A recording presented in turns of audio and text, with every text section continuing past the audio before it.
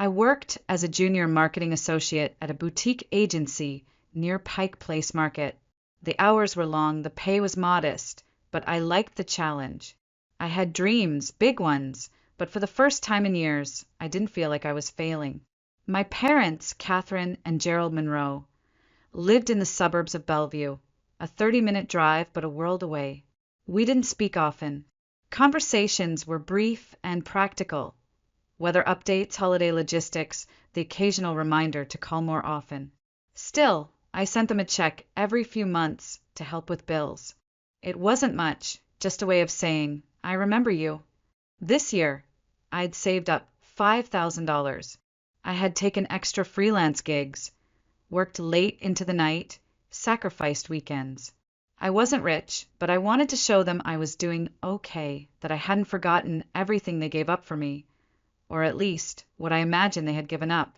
When the money cleared, I felt hopeful. Maybe this would mean something to them. Maybe they'd see me not just as a daughter, but as someone they could be proud of. I didn't expect applause, but perhaps a thank you, a call, something, anything. Instead, I got silence, until 2 days later, when my phone buzzed and my mother's name flashed across the screen. Hi, sweetheart, she said, her voice oddly light, like she was trying to sound cheerful and hadn't practiced in a while. Your dad and I were thinking, maybe we could take you out for dinner. For your birthday. Just us. A nice place downtown. 7 o'clock. I stood up too quickly, the chair screeching across the hardwood floor. I clutched the note to my chest, the sting of betrayal crashing through me like a wave. My mother had called me, invited me here, told me they wanted to celebrate. And now this? This wasn't a prank. This was intentional, calculated. They'd chosen this place, this night, this moment. My hands began to shake. I felt the room tilt slightly. The candlelight on the table flickered as if mocking me. I took a shaky breath and whispered the words aloud, just to make them real. Get out of our house, you jerk. Saying it out loud didn't help. It just made the pain more vivid, more cutting. I had given them $5,000. I had worked overtime, skipped vacations, pushed myself to exhaustion, just to say thank you, just to be seen. And this was their reply? I turned and walked out of the restaurant, numb to everything around me. The streetlights had come on. The city buzzed with life. Cars, people, music leaking from open patios. But I didn't hear any of it. My heels clicked against the sidewalk like they belonged to someone else. I was floating, or falling. I couldn't tell the difference. When I got home, I didn't turn on the lights. I let the silence fill the space. I dropped the note onto the kitchen counter, kicked off my shoes, and collapsed on the couch in my dress. I lay there, still and hollow, as the hours passed. At some point, I started crying. Not softly, not gracefully. The voice in my head kept whispering, they don't love you. They never did. You were always alone. On the third night, Jenna came by. I didn't answer the door. She knocked, then banged, then shouted my name through the doorframe. I heard her leave eventually, only to return a few hours later with soup and a threat to call the building manager if I didn't respond soon. On the 5th day, I finally cracked the door open. She gasped the moment she saw me. Oh my God, Rachel, her voice broke. You look like hell. I didn't say anything. I stepped back and let her in. I felt like a ghost, floating through the apartment in the same pajamas I'd worn for days, hair tangled, eyes sunken. Jenna walked straight to the kitchen, found the envelope still sitting on the counter, and opened it. She stared at the message in stunned silence. They wrote this? She asked quietly. I nodded. Her expression shifted. First disbelief, then fury. She dropped the paper on the counter like it burned her fingers and pulled me into a hug. I didn't resist. I didn't cry. I just stood there in her arms, letting someone hold me for the first time in what felt like forever. I'm so sorry, she whispered, her voice thick with emotion. I don't even know what to say. Who does this to their own child? I couldn't answer that. I just leaned into her warmth, trying to soak up some of the strength she always carried like a second skin. Proof that I was still here, still breathing, still mine. I returned to work the following Monday. Mr. Gaines, my boss, pulled me aside the moment I stepped into the office. "You okay, Monroe?" he asked, keeping his voice low. I hesitated, then gave a small nod. "Family stuff." He studied my face for a moment, then patted my shoulder. "Take it easy. We've missed your fire around here." I forced a smile, walked to my desk, and dove into the backlog of emails and projects. It wasn't easy. My body was still heavy. My heart ached. But work gave me structure, deadlines, purpose. And more than that, it gave me back something I didn't know I'd lost: confidence. Over the next few weeks, I buried myself in tasks. I handled clients, rewrote campaigns, pitched new ideas. I worked late, came in early, not because I had something to prove to anyone else, but because I needed to feel useful to myself again. And somewhere in that blur of days and deadlines, a thought began to take root. What if I didn't just survive this? What if I used it? What if I built something that couldn't be taken from me? Something that wasn't tied to their name, their expectations, or their approval? The idea scared me, but it also thrilled me. I started sketching business plans late at night. At first, it was just scribbles on a legal pad, branding concepts, client outreach strategies, marketing philosophies I'd never had the freedom to implement at the agency. But then the scribbles became outlines. The outlines became spreadsheets. The spreadsheets became a full-fledged blueprint. I didn't tell anyone, not even Jenna. Not until one night, weeks later, when she came over with Thai food and found me surrounded by paper and open tabs on my laptop. "Okay," she said, plopping down beside me. "What is going on here? You look like a mad scientist." I hesitated, then handed her a mock logo I'd drafted. "Monroe and Company," it read. "Creative Marketing Solutions." She blinked. "You're starting your own firm?" I nodded. I think I'm ready." Jenna grinned, eyes lighting up with pride. "Hell yes, you are.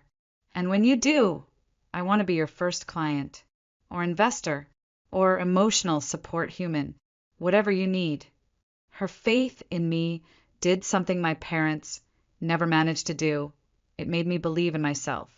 In the weeks that followed, I kept my day job but spent every spare moment preparing for the leap. I researched business licenses, funding options, project management platforms. I reached out to old contacts, former professors, anyone who might offer advice or mentorship. I even found a cheap co-working space near South Lake Union. Barely more than a closet with a desk, but it was mine. Finally, the day came.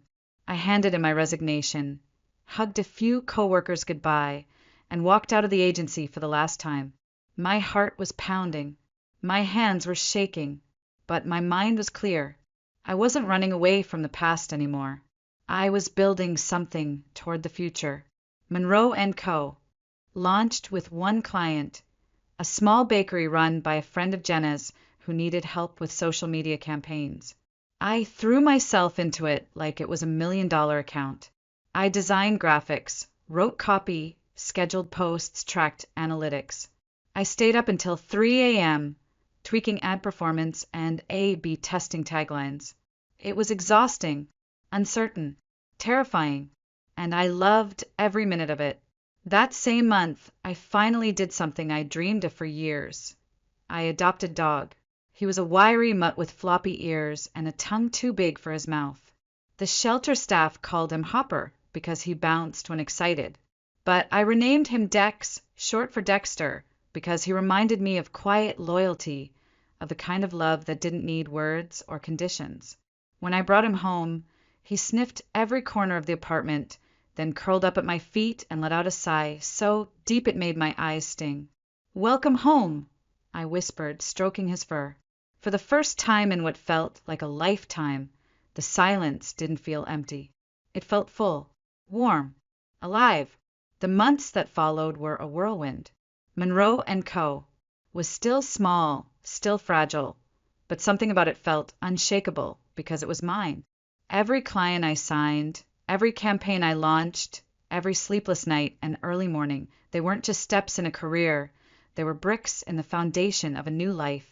I poured everything I had into the work. My heartbreak, my anger, my pride, my hunger.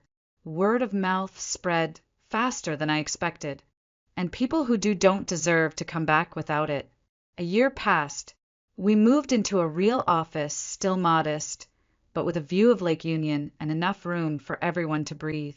We rebranded, updated the website, invested in new gear.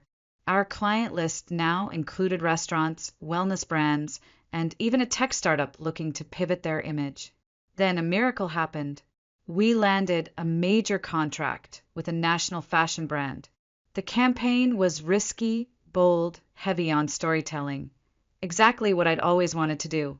We worked around the clock for weeks, rewriting scripts, editing reels, tweaking visuals until they were razor sharp. When the campaign launched, it exploded. The numbers exceeded every projection. The client sent us champagne and a handwritten note that read, "You didn't just market us, you gave us a voice." That night, I stood in my new kitchen, holding a glass of wine, Dex curled at my feet, Jenna laughing on the other end of the couch. The city glowed through the windows, all silver and fire, and for the first time in my adult life, I didn't feel like I was chasing anything. I had arrived, not at some ultimate destination, but at a place where I no longer needed anyone else's permission to be whole. To celebrate the 1-year anniversary of Monroe and Company, I signed the lease on a new apartment, a penthouse loft downtown, with high ceilings, exposed brick, and windows that caught the sunrise in gold and threw it across the hardwood floors like confetti. It wasn't opulent. I wasn't buying yachts or designer shoes, but it was beautiful. It was mine. I had built this. Yes.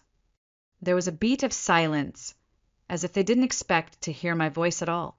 Then my mother spoke, her voice trembling with a practiced kind of fragility. "Rachel, sweetheart, it's Mom. We really need to talk." My father's voice followed, low and hoarse. "Please, just let us come up. 5 minutes." I stared at their faces on the screen. They looked worn down, pale, as if the world had been less kind to them lately. My mother's lipstick was faded, her nails unpolished. My father looked older, his hair thinner, his coat hanging loosely off his shoulders like it didn't belong to him anymore. And yet, as I studied them, I felt nothing. No rage, no longing, no instinctive pull toward reconciliation. Just a cool, detached clarity. Anthony, who had paused by the island, waiting for my signal, asked again, "Do you want me to give you some privacy?" I shook my head slowly. "No, I'm not hiding from this." I pressed the speaker again. "What is it you want?" My mother looked up directly into the camera now, her expression flickering between nerves and desperation. We've run into some financial trouble. It's bad. The bank is threatening to take the house. We just need a little help. Something to get us through this season." I tilted my head. "And you came here, to me." My father stepped in. "We heard about your company, that it's doing well. The magazine feature, that fashion brand campaign. We know you've made it, and we're proud of you." Truly, the word proud felt like a slap. I couldn't remember the last time they'd said it. Maybe never. I took a breath. "You remember a year ago?" I asked, my voice low but firm. "The restaurant, the note." My mother winced. "Rachel, that was a misunderstanding." I cut in. "An accident? A joke?" She faltered. "We were upset. It was a bad week. You wrote, 'Get out of our house, you jerk,' and left it as a birthday gift." No response. Only silence. "You didn't call," I continued. "You didn't check if I made it home. You didn't even pretend to explain. You just vanished." My father cleared his throat. "We thought it was best to give you space." I laughed, a sharp, humorless sound. Space? That wasn't space. That was exile. My mother's face twisted. either with regret or the frustration of not getting her way. Rachel, we're your parents. We raised you. We fed you. Gave you a roof. You owe us something. There it was, the truth uncloaked. My hands clenched at my sides. You raised me with silence and rules and shame. You made me believe love had to be earned through obedience. You made me believe I wasn't enough unless I served a purpose. That's not fair, she snapped. No, I said, leaning closer to the speaker. What wasn't fair was sending your only child a message like that and pretending it never happened. I spent years giving you access to my heart, hoping you'd fill it with something warm. But all you did was take. And now I'm choosing to stop the bleeding. My father's mouth opened, maybe to protest, maybe to beg, but I didn't give him the chance. I pressed the button, ended the call, powered off the intercom. Their faces vanished from the screen, replaced by my own faint reflection in the black glass. Behind me, the pasta continued to simmer. Dex settled at my feet, warm and constant. Anthony poured olive oil into a pan, unfazed by the storm that had passed. And me? I stood in the center of my kitchen, a quiet strength blooming inside my chest like fire and steel. I was no longer the daughter who waited to be chosen. I had chosen myself. That night I didn't cry. I didn't shake. I didn't even wonder if I had done the right thing. For once, there was no voice in my head second-guessing every word, every boundary. There was just quiet. When Jenna came by later, carrying a bottle of red wine and her favorite takeout dumplings, I told her everything. We sat on the terrace of my penthouse, the city glittering beneath us like a map of all the roads I had taken to get here. Dex dozed at our feet, ears twitching in sleep. Jenna didn't say much at first. She let me talk, let the silence stretch, let the wind carry my words into the night air. When I finally finished, she reached over and took my hand. I'm proud of you, she said softly. I smiled. A year ago, this would have destroyed me. She nodded. And now? I looked out at the skyline. Now I know my worth. And I know what I deserve. We sat like that for a while, sipping wine, saying nothing. I thought about that night in the restaurant, the crisp white tablecloth, the candlelight, the note scrawled in black marker. I thought about how I had stood there, frozen in my dress, waiting for someone to show me I mattered. If I could go back and speak to that version of myself, Rachel with the shaking hands and the broken heart, I would kneel beside her and whisper, hold on. It's going to hurt like hell. But one day, you're going to look back at this night and thank it. Because this is the night you stop begging to be loved by people who don't know how to love. This is the night you start becoming someone unstoppable. In the months that followed, I never reactivated the intercom system. I didn't check to see if my parents lingered downstairs or tried again. I blocked their numbers, deleted their emails, and removed their names from every emergency contact form in my life. Some people called it cruel. I called it clarity. They had made their choice, and now I had made mine. The world didn't stop turning. In fact, it sped up. Monroe & Co. continued to grow. We expanded to a team of 12, designers, strategists, content creators, data analysts. Our campaigns were featured in national magazines. I was invited to speak at marketing panels, startup conferences, even to mentor at a women's leadership retreat. Every time I stepped onto a stage, I felt that familiar flutter in my chest, the one that used to whisper, what if they're watching? What if they disapprove? But now I knew. It didn't matter. I wasn't speaking for them. I was speaking for the girl I used to be, for anyone who'd ever been told they weren't enough, for everyone who thought they needed permission to dream. At one conference, standing before a crowd of young entrepreneurs, I closed my keynote speech with a single line, one that had become my personal mantra. Sometimes rejection from the wrong people is the greatest gift life can offer, because it pushes you to become exactly who you were meant to be. The applause rang through the hall like thunder. But more than the noise, what moved me were the faces, some tearful, some determined, all of them holding their own stories behind their eyes. Stories of survival, stories of hope. Later that night, back in my apartment, I sat by the window with Dex curled at my side. The city below pulsed with energy, but I felt still, rooted. Jenna texted, "You were incredible tonight." I smiled and replied, "We made it." Dex nudged my hand, and I whispered to him, "We're okay now, buddy. We're really okay." Sometimes I still feel a tug of sadness when I see daughters hugging their mothers in cafes. When I overhear someone say, "I called my dad for advice," there's a hollow part of me that aches for the parents I imagined I had, the ones who only ever existed in my hopes, not in reality. But that ache no longer controls me.